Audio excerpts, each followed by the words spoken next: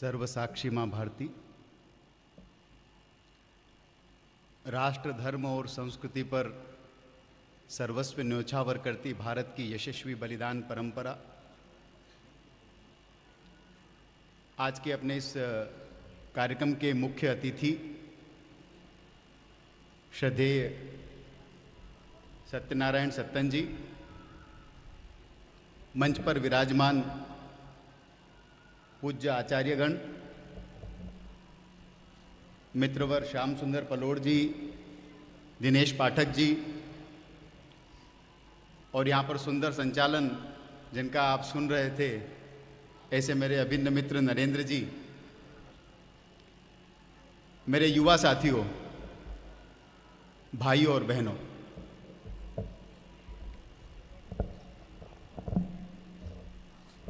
यहां मैं देख रहा हूं कि एक बड़ी संख्या ऐसे लोगों की है कि जिन्होंने कभी दिनकर को देखा नहीं, सुमित्रानंदन पंत को सुना नहीं, श्री कृष्ण सरल के शब्दों से उनके शब्दों को जिन्होंने प्रत्यक्ष रूप से श्रवण किया नहीं,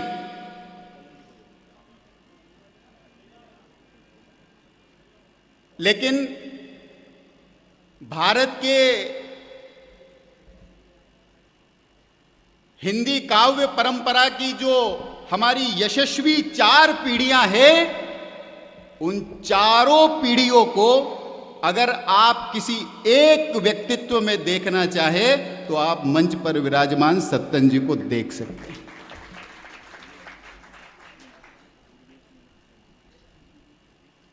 सावेर में सावेर के शांत समंदर में तालियों की जो गड़गड़ाहट है वो कम है। सत्तन जी जैसे विराट व्यक्तित्व जो उनकी सहजता में परिलक्षित होता है, मैं एक बार अनुरोध करता हूं कि सावेर के शांत समंदर में तालियों की उत्ताल लहरें खड़ी होनी चाहिए।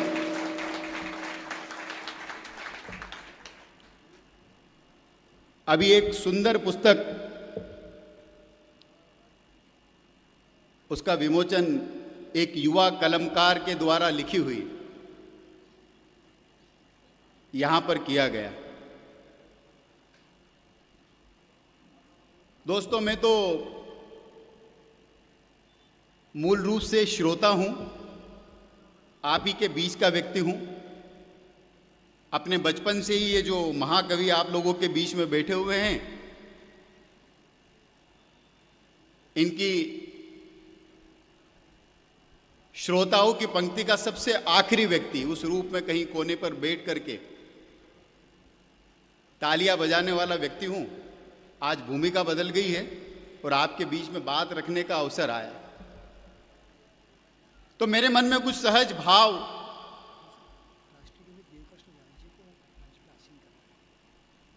देवकृष्ण व्यास जी से मैं आग्रह करूंगा कि एक बार जोरदार करतल ध्वनि से आप देवकृष्ण जी का अभिनंदन करें। देवकृष्ण जी मंच पर अपना स्थान ग्रहण करें प्लीज। भाइयों बहनों,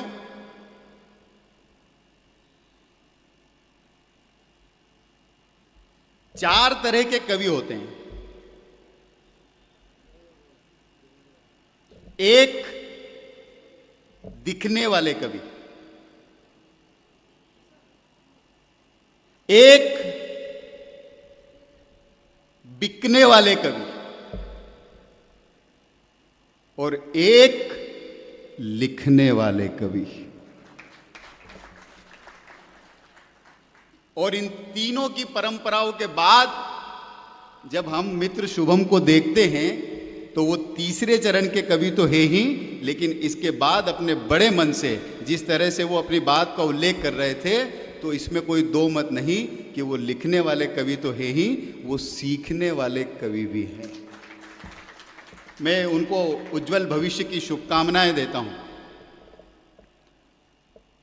राम का विषय निकला,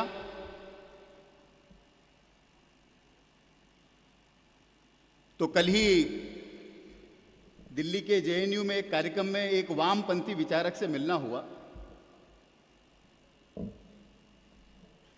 और सहज ये कार्यक्रम की चर्चा हुई। तो जब उनको पता चला कि राम के विषय की पुस्तक का विमोचन शहीद भगत सिंह के जन्म जयंती पर होने वाला है,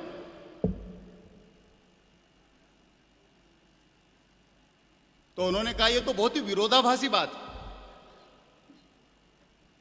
23 साल 5 महीने 26 दिन का भगत सिंह अपने एक पत्र में अपने नास्तिक होने की बात को स्पष्ट कह के गया। क्या राम के विषय का उल्लेख भगत सिंह की जयंती पर करके आप भगत सिंह के बलिदान का अपमान नहीं करने जा रहे? दोस्तों, ये बात जिस कलमकार ने मुझे कही थी वो पहले नंबर के कवि थे, पहले नंबर के साहित्यकार थे, दिखने वाले साहित्यकार, जिन्होंने पिछले 7.5 दशक में शहीद भगत सिंह की शहादत का अपहरण करके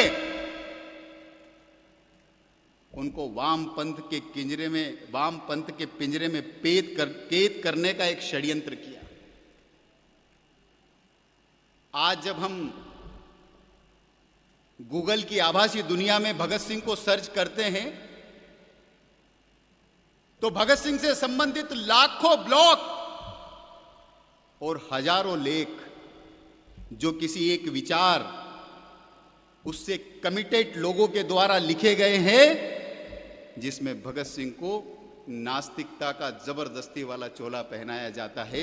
वो शहीद आजम भगत सिंह जिनके पुरखे गुरु गोविंद सिंह की सेनाओं में लड़ा करते थे, जिनके परदादा चरदादा कभी महाराजा रणजीत सिंह की सेनाओं में अफगानिस्तान की सीमाओं पर भगवा फेरा करके आए थे, वो भगत सिंह जब लाहौर में पहली बार राष्ट्रीय पुनर्जागरण के लिए आर्य समाज की स्थापना करने के बाद एक यशस्वी तेजस्वी सन्यासी लाहौर की चौखट पर गया और जिसने कहा कि राष्ट्रीय स्वतंत्रता के लिए अगर सबसे आवश्यक कोई चीज है तो हिंदू धर्म में से पाखंड को समाप्त करना पड़ेगा, और उनकी बात को स्वीकार करके पहला यज्ञोपवीत स्वामी दयानंद के हाथों से जिन्होंने पहना था वो सरदार अर्जुन सिंह भगत सिंह के दादा थे।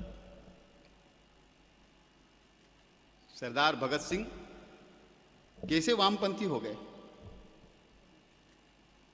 लेकिन उनको वामपंथ के पिंजरे में कैद करने का एक षड्यंत्र पिछले 7.5 दशक से चला। समय की मर्यादा है, इसलिए कुछ बिंदु आपके बीच में रख के मैं अपनी वाणी को विराम दूंगा।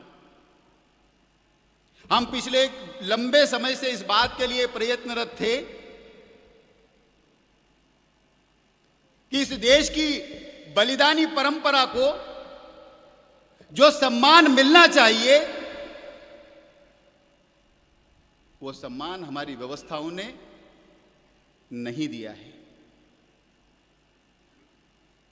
और इसलिए दिल्ली की सल्तनत पर जब तक काले अंग्रेज बैठे थे हमने संसद की चौखट पर दस्तक दी, लेकिन उनके कान पे जूं नहीं रहेंगे।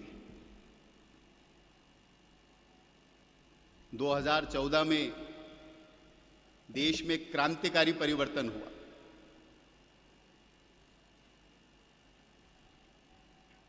और जो लोकनायक दिल्ली की गद्दी पर जा बैठा, हमारे अनुरोध पर ही वो देश का पहला प्रधानमंत्री था कि शपथ लिए 1 साल में नहीं हुआ और माथा टेकने फिरोजपुर हुसैनी वाला शहीद भगत सिंह की समाधि पर पहुंच गए।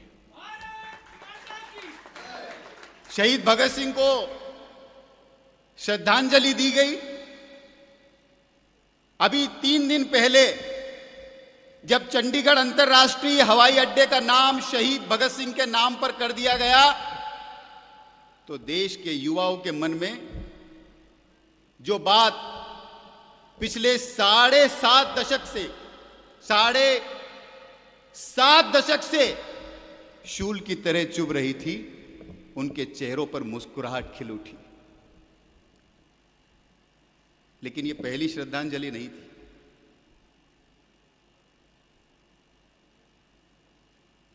भगत सिंह कोई व्यक्ति नहीं थे, भगत सिंह एक विचार थे। और जब हमारा दुश्मन लगातार सीमा के उस पार से हम पर आक्रमण करता था, हमारी छाती पे नहीं तो हमारी पीठ में खंजर घोंपने का काम करता था। उसी श्रृंखला में उरी की घटना हुई। उरी की घटना के बाद यह निर्णय किया गया, सेना के हाथ खोल दिए गए। और सेना के जब हाथ खोल दिए गए तो भारत की सेना ने पाकिस्तान के भीतर जाकर के सर्जिकल स्ट्राइक की। न केवल सर्जिकल स्ट्राइक की, पूरी दुनिया के सामने छाती ठोक करके कहा कि हां, हम पाकिस्तान के भीतर गए और हमने इतने लोगों को उसके भीतर जाकर के मारा है। हम लोग ये विस्मरण कर गए कि वो दिन कौन सा था। वो आज ही का दिन था दोस्तों, 28 सितंबर 2016 का दिन था। ये भगत सिंह को पहली श्रद्धांजलि थी। लेकिन भगत सिंह को जो असली श्रद्धांजलि देना अभी बाकी है। भगत सिंह का गांव 105 कोट बंगा, जिला लायलपुर, जो आजकल फैसलाबाद हो गया, जिस नेशनल कॉलेज में क्रांति के बीज भगत सिंह ने अपने साथियों में बोए थे, उसका नाम, उस नेशनल कॉलेज का नाम बदल करके फिलहाल इस्लामिया कॉलेज हो गया। वो चौक जहां पर अपने दो साथियों के साथ फांसी के फंदे को चूम करके अपने हाथों से उन्होंने गले में डाला था, Lahore central jail ward number 14, वो आजकल एक रिहायशी बस्ती, वो भगत सिंह का नाम वहां पर से हटा करके शादमान चौक हो गया।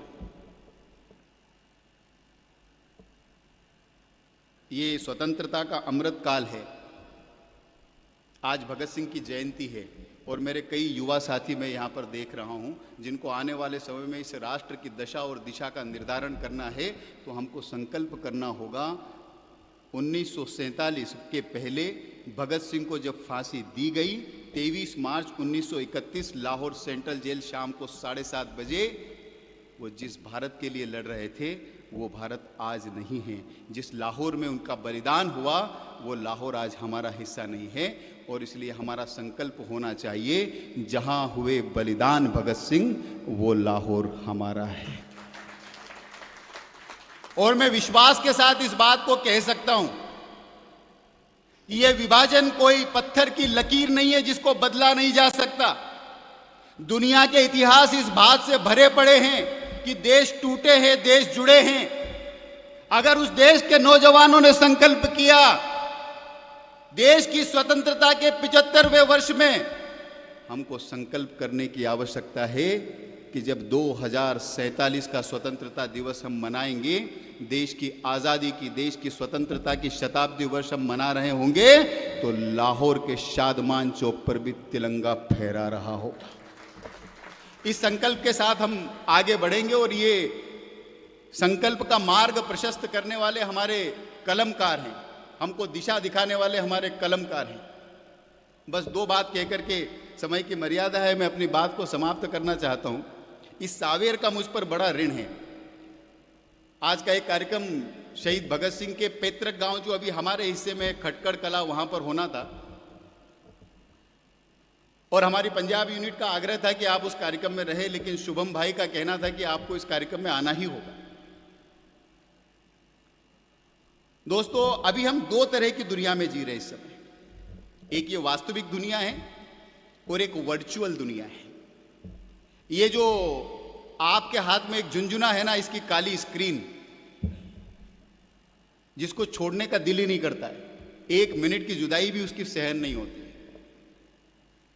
जैसे ही हम उसमें जाते हैं तो एक आभासी दुनिया से हमारा सामना होता है, और उस आभासी दुनिया के चक्र हैं, ट्रेंड, आजकल के युवा इंस्टा पे कोई ट्रेंड कर गया तो वो नायक हो गया, ट्विटर पे कोई ट्रेंड कर गया तो वो देश का विमर्श का मुद्दा हो गया। 10 लाख लोग जिस बात के समर्थन में दिल्ली के रामलीला मैदान में खड़े, उस बात की कोई कीमत नहीं है, लेकिन 10,000 लोगों ने ट्विटर पे अगर ट्वीट कर दिया तो प्रधानमंत्री ऑफिस हिल जाएगा। आजकल ट्रेंड का जमाना है और सारी की सारी भीड़ ट्रेंड में जाती है, ट्रेंड के पीछे जाती है, लेकिन सांवेर के नौजवानों ने ट्रेंड के पीछे जाने का काम नहीं किया, ट्रेंड को बदलने का काम किया, नए ट्रेंड को स्थापित करने का काम किया। पिछली 17 अगस्त का दिन सांवेर के इतिहास में स्वर्णिम अक्षरों में लिखा गया, जब आज के लगभग 42 साल पहले एक वीर शहीद गोपाल सिंह जादौन, जो इसी धरती के सिमरोल गांव में पैदा हुए थे, सन 81 24 जून की रात को सीमा पर अपने साथियों की और राष्ट्र की रक्षा करते हुए अपना सर्वोच्च बलिदान दे दिया। आज राम के नाम की पुस्तक का विमोचन है। दोस्तों, राम का वनवास तो 14 साल का था, लेकिन सांवेर के गोपाल का वनवास 42 साल। सन 2017 23 मार्च इसी सांवेर में शहीद गोपाल सिंह जादौन की पूज्य वीर माता, जिनकी आज की आयु 90 वर्ष है, जब उनका सार्वजनिक नागरिक अभिनंदन किया गया, उनके पैरों को गंगा जल से धोया गया, और जब वो मंच से नीचे की ओर जा रही थी तो उनकी आंख से एक आंसू गिरा। हमने पूछा, मां किस बात का आंसू? मां ने कहा कि कहने का कोई फायदा नहीं है। हमने फिर भी आग्रह किया, आप कह सकती हैं। उन्होंने कहा कि मेरे मन में एक कसक है कि क्या मरने से पहले मेरे बेटे का जो बलिदान हुआ, उस बलिदान को उचित सम्मान मिलेगा या नहीं मिलेगा। हमने मां से पूछा, आप क्या चाहती हैं? मां ने कहा, ये जो इंदौर उज्जैन स्टेट हाईवे है, इस पर एक आदमकद प्रतिमा मैं अपने बेटे की देखना चाहती हूं। मां की इच्छा हमारे लिए आदेश था। बीच में 2 बार कोरोना आ गया। कोरोना में जब कोई भी समाचार हम सुनते थे तो हमारा हृदय कांप जाता था, हमारी रूह कांप जाती थी। कहीं मां को दिया वचन पूरा करने से पहले अगर मां चली गई तो शायद बाकी के जीवन हम अपने आप को कभी माफ नहीं कर सकेंगे। लेकिन दोस्तों, प्रकृति का न्याय देखिए। 90 वर्ष की मां, 2 कोरोना की लहरें आई, लेकिन मां के चरण को छू करके वापस लौट गई। अभियान चला। यह प्रतिमा कहीं ऐसी प्रतिमा बन के ना रह जाए कि जो नगर पंचायत, नगर पालिका, जिला सरकार के द्वारा बनाई गई है, जिसमें साल में एक बार 4 हार डाल करके उसकी औपचारिकता भर हो जाए। ये एक जीवंत चैतन्य स्थान यहां का बनना चाहिए। और इसलिए शहीद गोपाल सिंह जी का बलिदान राष्ट्र के लिए हुआ था, इसलिए राष्ट्र ही उनके भवन का निर्माण, उनके उस चैतन्य तीर्थ का निर्माण करेगा। माता का अकाउंट खुलवाया गया, अकाउंट चेक एकत्र किए गए, पेटीएम, भीम ऐप के वर्चुअल माध्यमों से, डिजिटल माध्यमों से 11 लाख रुपए की राशि एकत्र की गई। और ये पूरी की पूरी राशि मात्र 6 महीनों के भीतर केवल सांवेर नगर के नौजवानों ने मिलकर के इकट्ठी की। एक भी रुपया ना नगद लिया गया, ना नगद खर्च किया गया। इतना पारदर्शी अभियान चलाया। और पिछली 17 अगस्त को शहीद गोपाल जी का वनवास समाप्त हुआ। 17 अगस्त को तो सांवेर में दिवाली थी। सांवेर में इस बात की होड़ थी कि मां के पैरों को कौन पहले चूम लेगा। मैं देख रहा था, उत्तराखंड के महामहिम राज्यपाल जब यहां पर आए तो वो चमत्कृत रह गए। पूरा का पूरा सांवेर सड़कों पर था।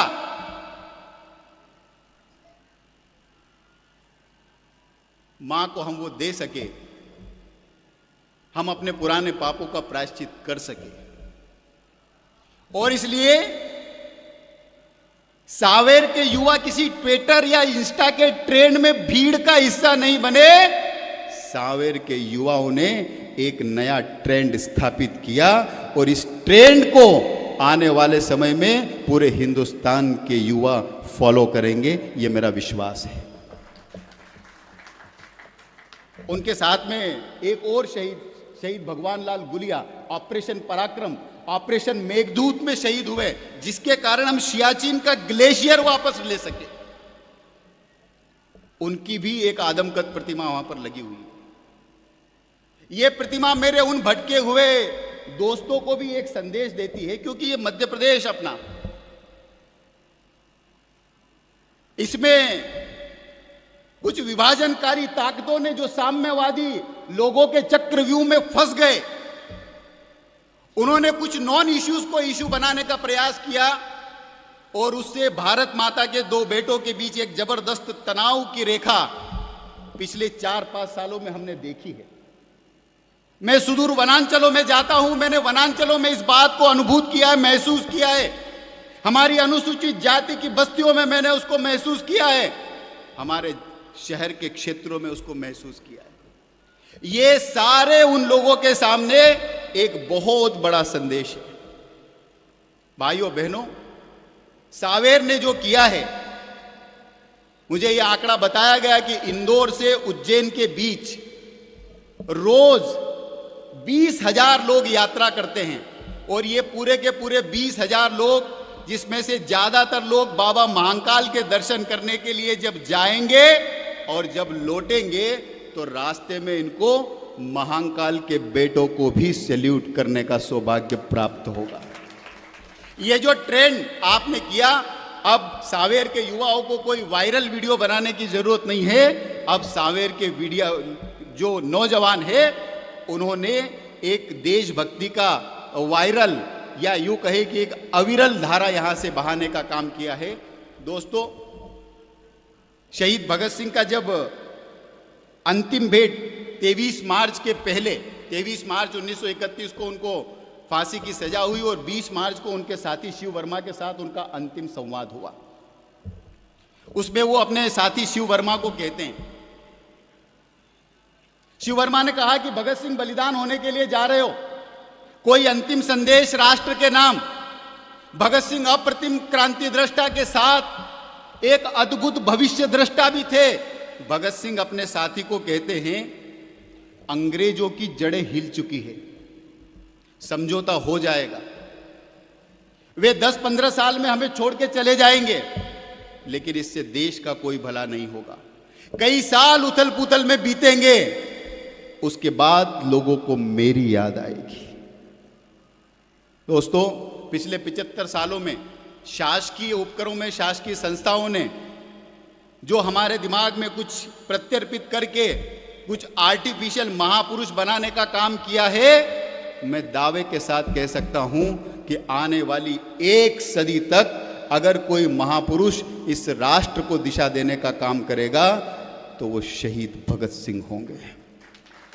शहीद भगत सिंह और राम में जो समानता थी, वो समानता ये थी कि भगत सिंह ने जब जलियांवाला बाग हत्याकांड के बाद 14 अप्रैल 1919 को जलियांवाला बाग की अपने लोगों की खून से सनी हुई मिट्टी को माथे पर लेकर के राष्ट्र के लिए सर्वस्व समर्पण करने का संकल्प किया था, तो उनकी वही आयु थी जिस आयु में मर्यादा पुरुषोत्तम भगवान श्री राम ने जंगल में हमारे धर्मात्मा और वनवासी लोगों के नरकंकालों के टकरा जाने के बाद व्यथित होकर के संकल्प किया था, अपनी प्रत्यंचा, अपने धनुष की प्रत्यंचा पर बाण चढ़ा करके कहा था, निशिचर हीन करहु मही भुज उठाए प्रण कीन। मैं इस पूरी की पूरी सृष्टि को निशिचरों से विहीन कर दूंगा, और जब तक विहीन नहीं करूंगा, जब तक अयोध्या का राज व्यवस्था के कोई सा भी राजसीय